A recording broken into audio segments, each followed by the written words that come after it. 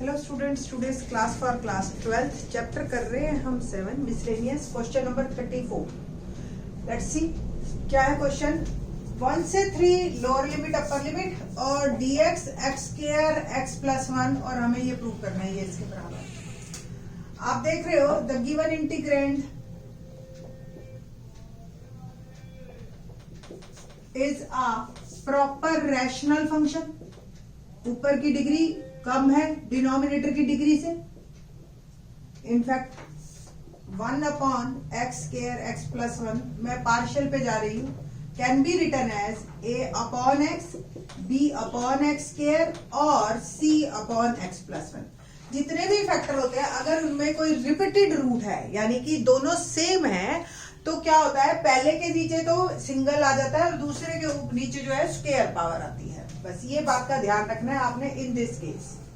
Now इसका LCM x square x plus 1 और a के साथ क्या आएगा, जब x से डिवाइड किया एक x रह गया और एक x प्लस 1 प्लस b के साथ x स्क्वायर से डिवाइड किया x प्लस 1 रह गया और c x प्लस 1 से किया तो x स्क्वायर। नाउ अब बस हमने कुछ वैल्यूज पुट करके हमने a b c find out कर लेने है ना। तो put x is equal to 0 in numerator of both side।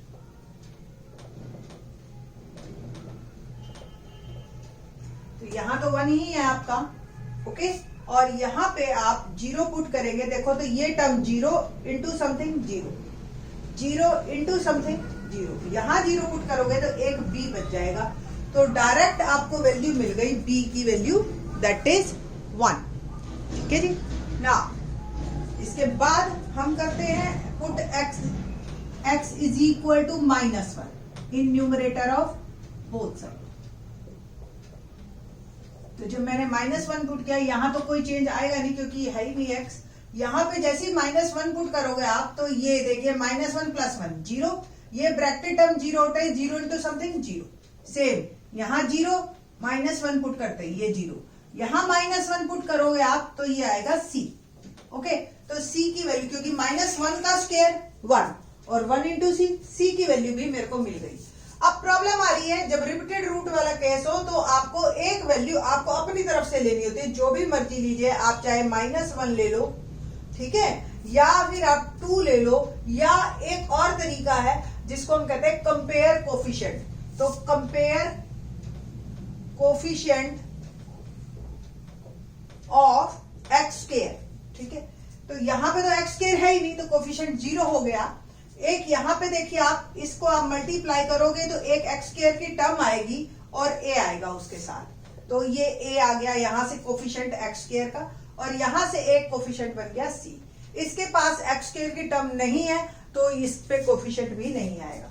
It means आप कंपैरिजन करके भी a b c की वैल्यू निकाल सकते हो, दोनों मेथड को एक साथ अप्लाई भी कर सकते हो, ठीक है। तो यहां से हमारे को a की वैल्यू आ गई -c और c की वैल्यू मेरे पास ऑलरेडी 1 है, तो a b c तीनों मिल गए। So our integrand can be return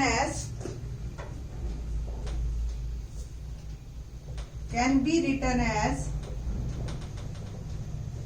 a b c की वैल्यू पुट करी मैं, हेयर a इज -1, आपने दोबारा लिखना है इसी टर्म को, ठीक है, c इज 1।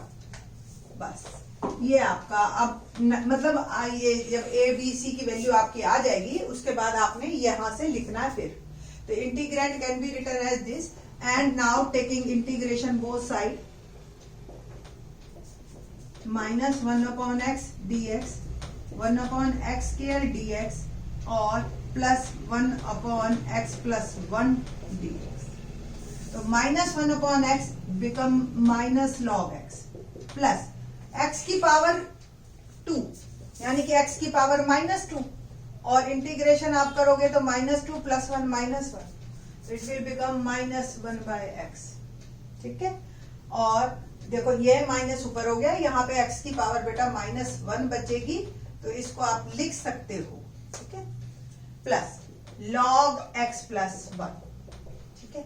अब क्योंकि लिमिट वाला क्वेश्चन है डेफिनेट का, तो 1 से 3 आप सब में लिमिट भी लगाएंगे। यहां मेरा इंटीग्रेशन पूरा हो गया, तो ये मैं 1 से 3 लगा दी। थोड़ा सा सॉल्व करते हैं और लॉग को इकट्ठा कर लेते हैं हम। तो माइनस लॉग एक्स और log x plus 1 can be written as log x plus 1। देखिए लॉग की property, log m minus log n is equal to log m by n। Log में अगर कोई दो चीजें सब्ट्रैक्ट हैं तो वो डिवाइड में हो जाती है, ठीक है। तो इट मीन्स जो माइनस वाला है वो डिनोमिनेटर में जाता है। तो here log x is minus है, तो ये डिनोमिनेटर में हो गया माइनस 1 बाय एक्स, और ये मैंने लगाई लिमिट 3 से 1। थोड़ा सा अलग अलग कर लो, बेटर है, आप लोगों के लिए आसानी रहेगी। ये अलग मैंने 1 से 3 कर दिया, माइनस अलग कर दिया, और 1 अपॉन एक्स 1 से 3 अलग कर दिया। अब मैं अपर लिमिट लगाऊं तो log 3 प्लस 1 4 और x की वैल्यू 3 माइनस log 2 बाय 1, ठीक है जी, माइनस ये मेरा हो गया कंप्लीट। और इसमें मैंने वैल्यू डाली 1 बाय 3 माइनस 1। log 4 बाय 3 फिर से प्रॉपर्टी लगाई m माइनस n वाली, 4 बाय 3 और ये 2 आ गया यहाँ पे इकट्ठे, माइनस देखिए 1 बाय 3 माइनस 1। 12th क्लास में I think so there is no need to explain so much, तो it can be written as minus 2 by 3 और ये हो गया प्लस 2 बाय 3। ओवरऑल मेरा जो बना 2 by 3 plus log 2 by 3 is my answer, and this one is I want to prove, ठीक है जी। तो इस तरीके से ये आपका क्वेश्चन कंप्लीट होता है। तो क्वेश्चन नंबर 35 देखते हैं।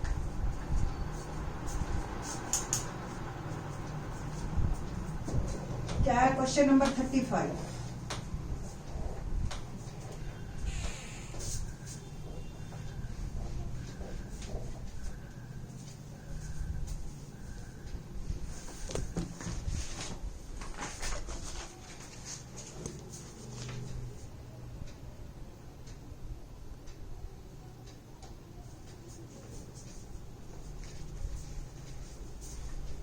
लिमिट 0 से 1 x e x dx, very easy one, by parts है, सिंपल, और कुछ नहीं है इसमें। आपको पहले ही भी बताया था आई लेट। इसमें जो देखो एक टर्म मेरे पास है अलजेब्रिक x और e x यानी कि एक्सपोनेंशियल, और ये u के लेने के प्रेफरेंस ऑर्डर हैं, जो पहले उसको u कंसीडर करना है हमने। तो here u is x and v is ex, और इंटीग्रेशन बाय पार्ट्स क्या होता है, u as it is integration of v minus differentiation of u with respect to x ही ले रही हूं मैं, इंटीग्रेशन ऑफ v, और एक बार इसका पूरे का इंटीग्रेशन, इसके प्रोडक्ट का। ना u as it is x, x हमारा u है, ex इंटीग्रेशन ex, ठीक है जी।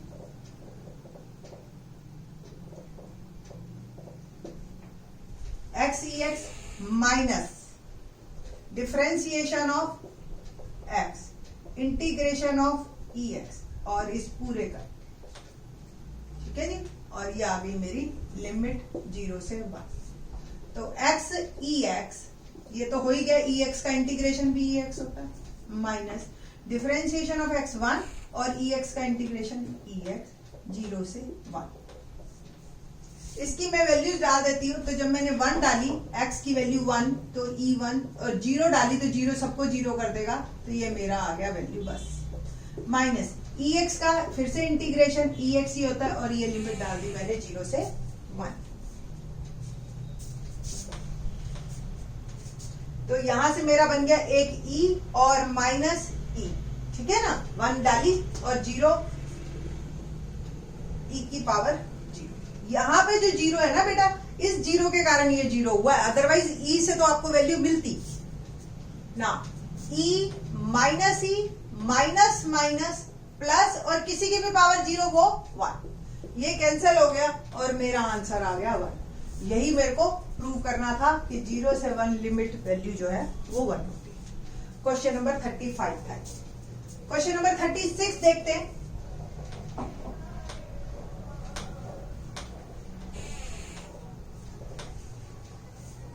क्या है क्वेश्चन नंबर 36?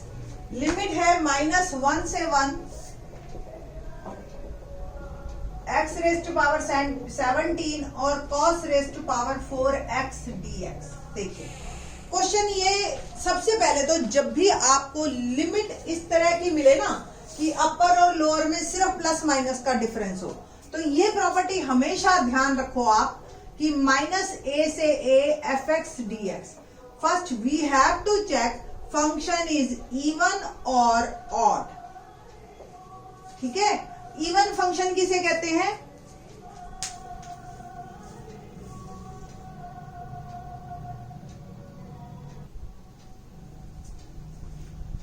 फंक्शन इवन और ऑड को आप कंफ्यूज मत होना इवन नंबर और ऑड नंबर से, वो अलग चीज है। फंक्शन इवन किसे कहते हैं बेटा?